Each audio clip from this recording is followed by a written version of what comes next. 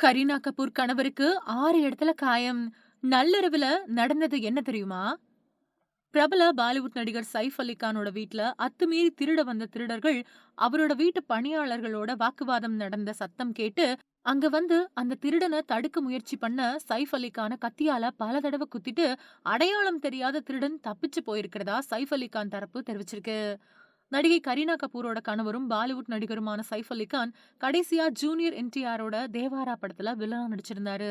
பாலிவுட்டை தாண்டி தென்னிந்திய படங்கள்லயும் அதிகம் கவனம் செலுத்திட்டு வரக்கூடிய சைஃப் அலி கான் அவரோட வீட்ல பலத்த காவலையும் மீறி எப்படி திருட்டு சம்பவம் நடந்துச்சு அப்படின்னும் அவங்களோட முக்கிய நோக்கம் திருடுறது மட்டும்தானா அப்படிங்கிற கோணத்திலையும் வழக்கு பதிவு செஞ்சு போலீசார் விசாரணை நடத்திட்டு வராங்க.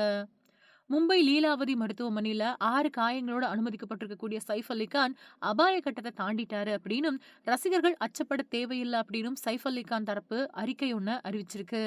பாந்திராவுல இருக்கக்கூடிய சைஃப் அலி கான் வீட்ல நடந்த திருட்டு முயற்சியை தடுக்க நடிகர் போனப்போ அவரை கத்தியால குத்திட்டு திருடன் தப்பிச்சு போயிட்டான் அப்படின்னும் சிசிடிவி உதவியோட போலீசார் திருடனை கைது செய்ய தேடுதல் வேட்டையை நடத்தி வரதாவும் தகவல்கள் வெளியாயிருக்கு.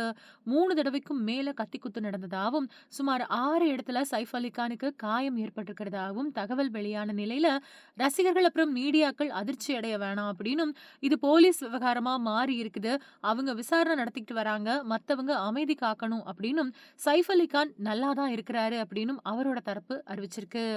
கொரட்டலா சிவா இயக்கத்துல போன வருஷம் வெளியான தேவாரா படத்துல ஜூனியர் என்டிஆர் ஜான்வி கபூரோட சைஃப் அலி கான் இணைஞ்சு நடிச்சிருந்தாரு. சைஃப் அலி கானுக்கு கத்தி குத்து நடந்த சம்பவத்தை அறிஞ்சுதான் அதிர்ச்சி அடைஞ்சிருக்கிறதாவும் அவர் சீக்கிரத்திலேயே குணமடைய பிரார்த்தனை செய்யறதாவும் ஜூனியர் என்டிஆர் தெரிவிச்சிருக்காரு. பாலிவுட் பிரபலங்களும் ரசிகர்களும் சைஃப் அலி கான் குணமடைய பிரார்த்தனை பண்ணிட்டு வராங்க.